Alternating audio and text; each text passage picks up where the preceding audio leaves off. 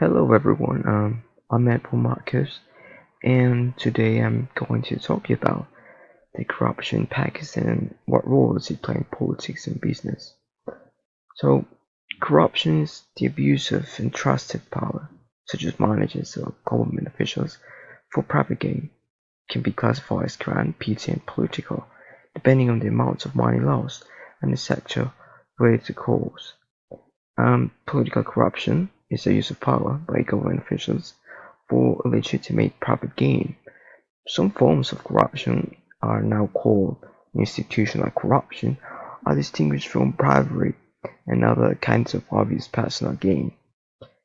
Now moving on to the context of the corruption. The history of Pakistan's corruption in other wars begins in 1974 when President Zulfikar Ali Bhutto cancelled the fourth five-year plans by passing the recommendations of the Planning Commission, just focusing entirely on broadening government control over private business enterprises. In doing so, Bhutto's government began the politicization of economic planning. Political interference opened doors for corrupt political practices to seep into the nation's economic planning processes.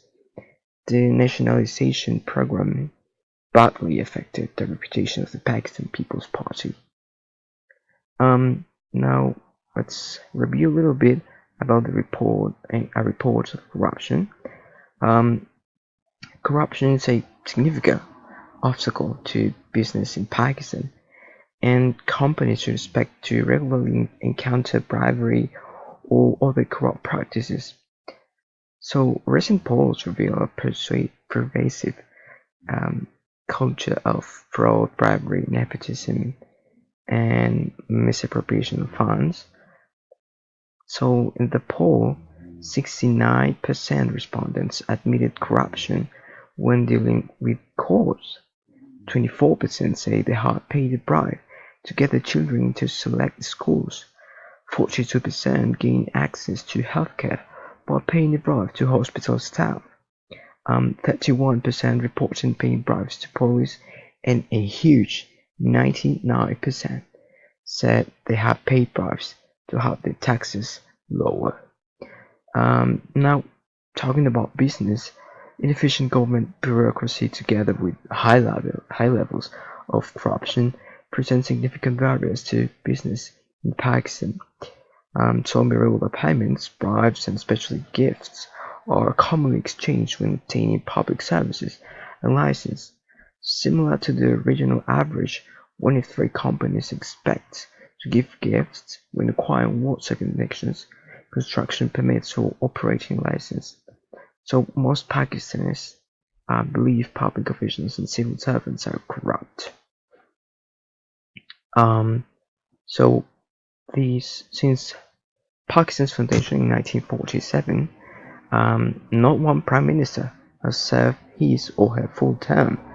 Things like assassinations and military takeovers happen, and today it was money rather than force that did for Nawaz Sharif.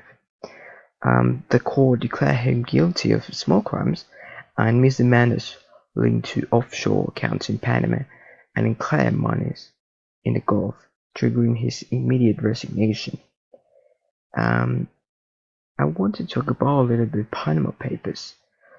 On July 28th, 2017, this year, Nawaz Sharif stepped down as Prime Minister after the country's Supreme Court disqualified him on corruption-related charges. The source of Sharif's mysteries is the release of the so-called Panama Papers case last year, in which a consortium of investigative journalists around the world came into the possession of documents from a law firm based in the Central American tax haven. And according to the documents, Sharif was one of the 12 war leaders in Pakistan whose families or associates were found to own assets stashed offshore but never declared to the Pakistani people.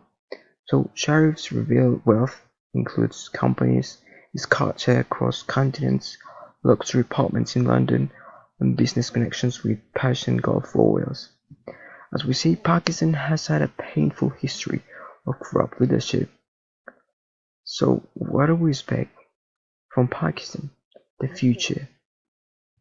Um, Imran Khan is being recognized as the only Pakistani politician ready to stand up against US policy, and is gaining popularity for his refusal to compromise with power in return for political benefit. Khan called on the US to scale back its operation in Afghanistan and replace a counterproductive military action with dialogue, policing and intelligence gathering, as the drone attacks are simply radicalizing Pakistani youth and provoking revenge and animosity against the US. So he has been described as the hope for Pakistan's future. He has increased support from the youth and the country. I think he sounds confident and he can mobilize the trust of the people, and that his party will sweep the polls in the coming elections. Certainly, the people of Pakistan deserve a political alternative to the vicious indifference of the current administration. So, this is it. Thank you guys for watching.